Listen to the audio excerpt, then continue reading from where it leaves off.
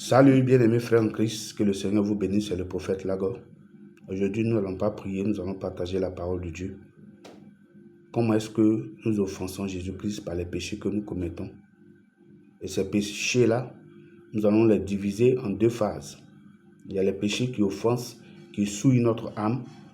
Par contre, il y a des péchés qui détruisent et qui tuent notre âme. Nous allons commencer d'abord par les péchés qui souillent notre âme. Galates 5, verset 19 à 21.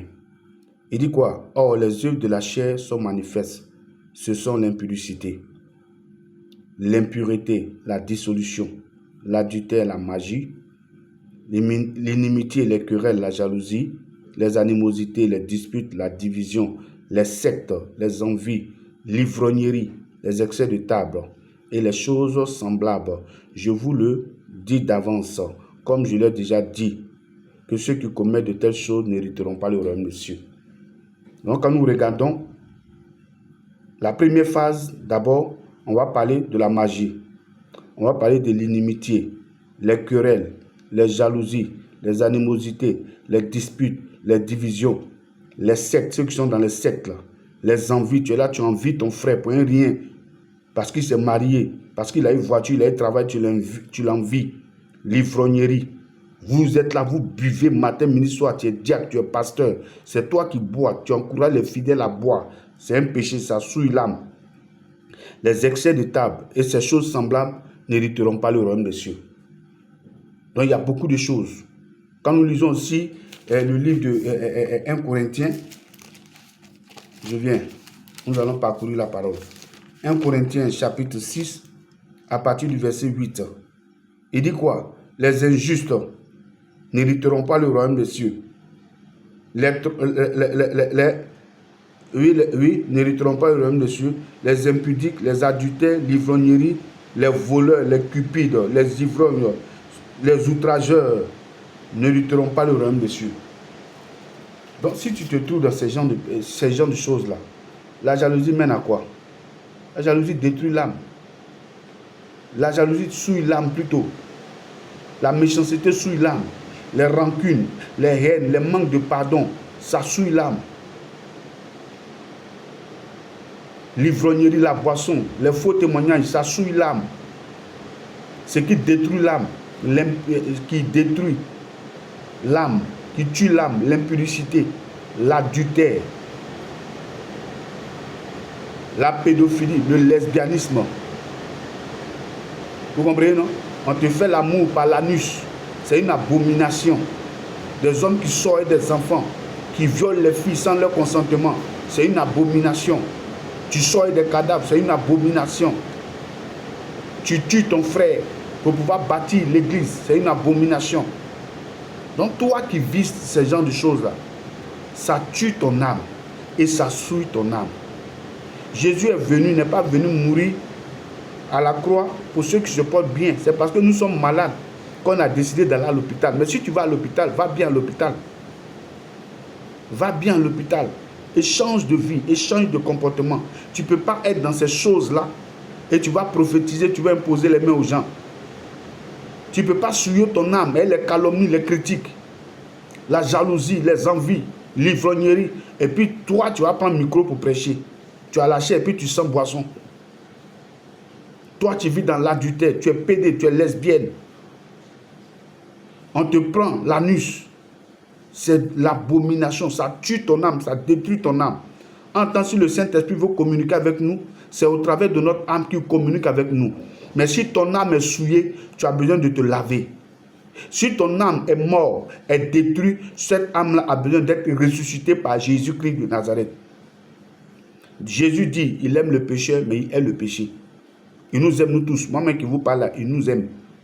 Mais c'est ce que nous pratiquons dans notre corps, dans notre âme, dans notre esprit, qu'il ne veut pas.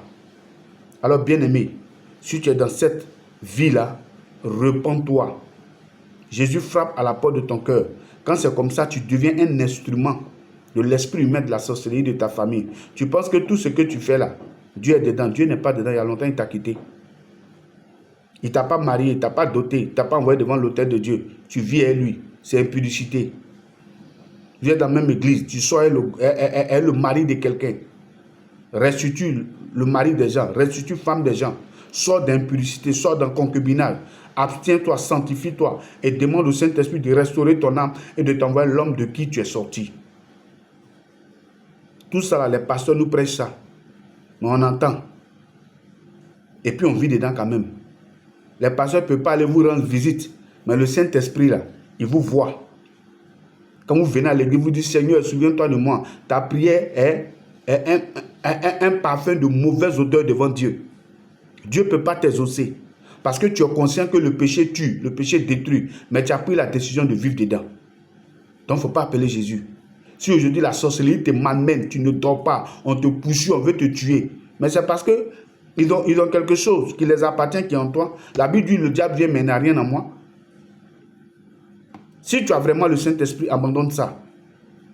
Et tu verras ce que le Seigneur Jésus-Christ va faire pour toi. Alors, bien-aimé frère, prends ta décision.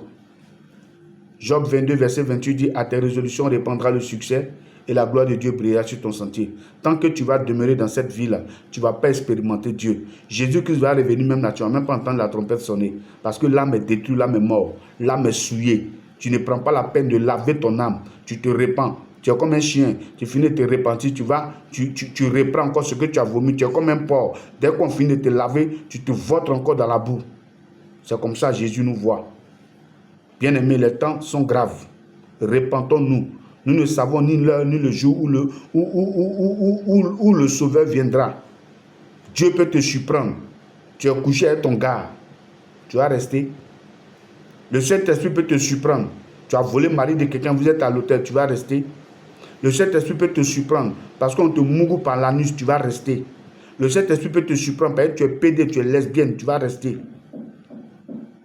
Jésus-Christ est mort pour nous.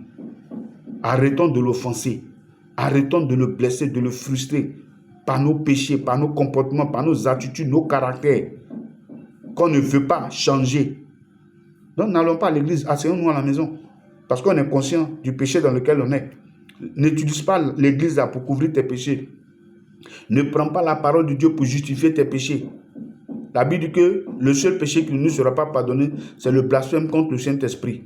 Donc ne t'amuse pas à prendre la Bible pour justifier tes péchés. C'est-à-dire que tu es conscient, tu as décidé de vivre dedans. Malgré qu'on te dit c'est pas bon, tu as pris la décision de vivre dedans, reste dedans.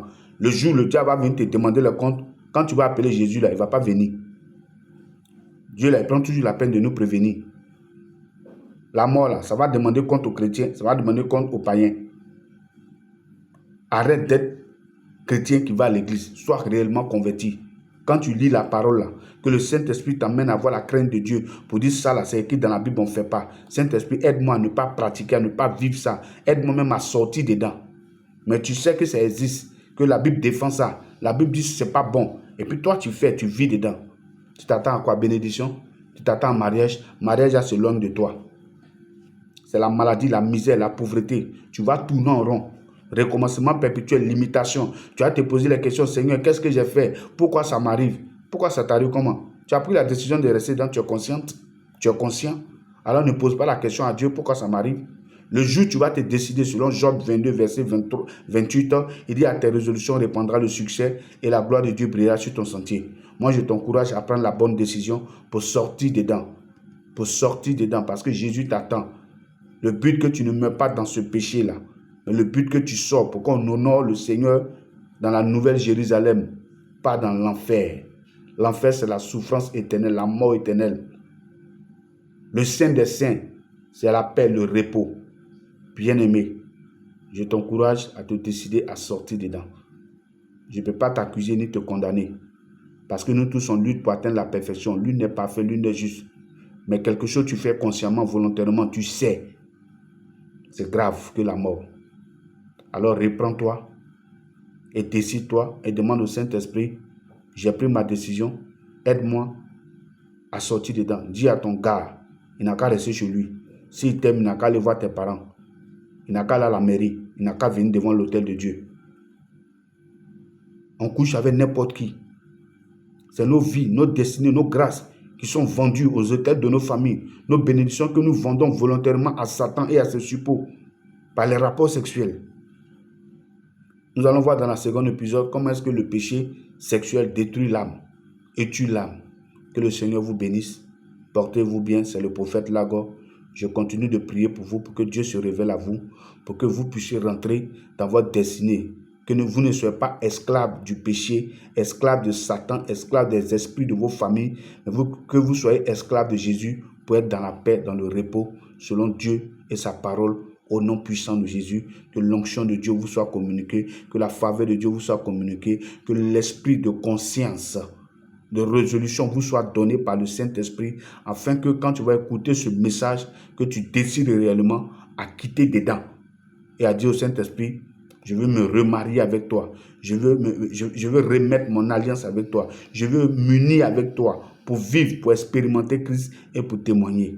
C'est tout ce que Jésus-Christ nous souhaite et c'est ce que aussi je vous souhaite au nom de Jésus. Demeurez bénis, restez bénis au nom puissant de Jésus-Christ de Nazareth. Amen, amen, amen, amen, amen. Et que le Seigneur te bénisse abondamment au nom de Jésus. Amen. C'est le prophète Lago. On est ensemble.